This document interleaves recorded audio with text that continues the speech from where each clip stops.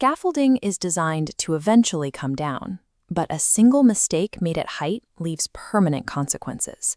Falls and structural collapses are primary hazards on any construction site. Certified scaffolders act as the first line of defense against these exact dangers. A scaffolder's daily work involves providing safe roof access, erecting secure structures for facade work, and ensuring temporary platforms meet strict engineering standards before anyone else steps onto them. By the end of this guide, you will know the exact steps to get trained, compile your documentation, and earn your formal certification in South Africa. A scaffold operates as a life-saving system.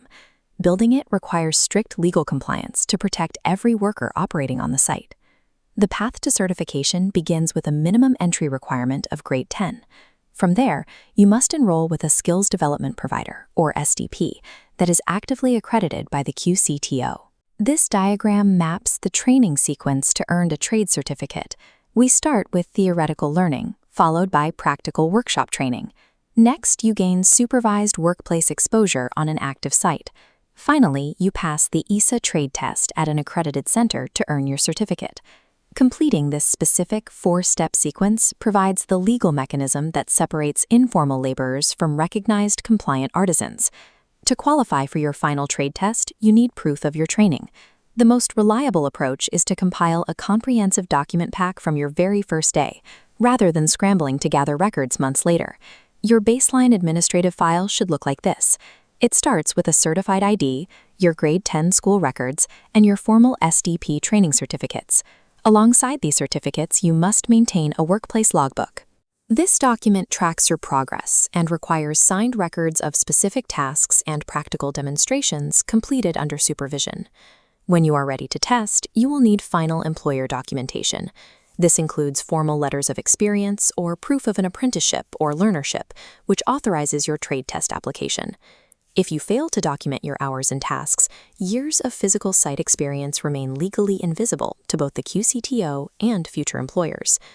This diagram illustrates the career ranks. At the base, the erector builds and dismantles the scaffold safely.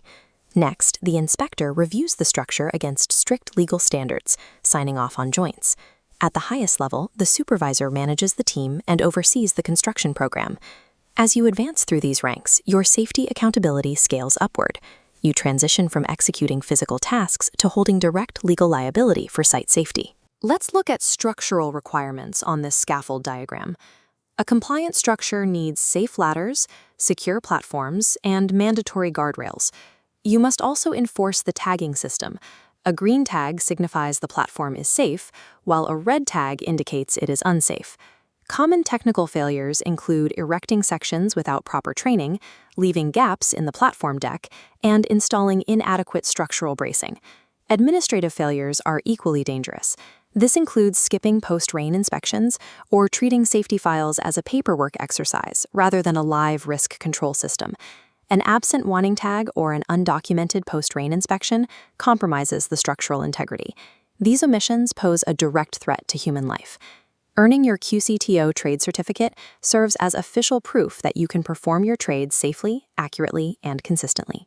Achieving this level of compliance makes you a sought-after professional who actively prevents construction accidents and structural failures.